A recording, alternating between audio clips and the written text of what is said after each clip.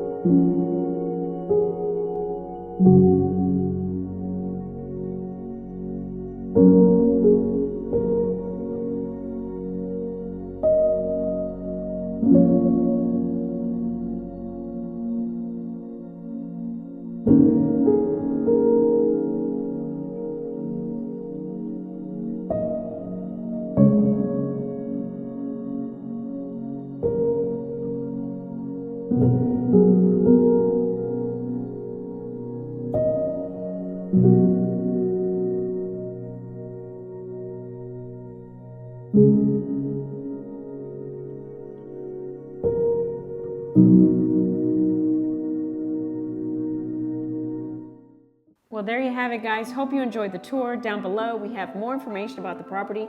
And if you're interested in viewing the property, please make sure to reach out to us. Or perhaps you're interested in selling your house for top dollar in today's market. Well, we can help you with all your seller or buyer needs. All you need to do is schedule a consultation call by clicking on one of the links down below. Please like, comment, and subscribe. It really helps with the channel. And as always, remember to follow us on Instagram at Sergio and Sheila. Guys, thank you so much for watching. See you guys next time.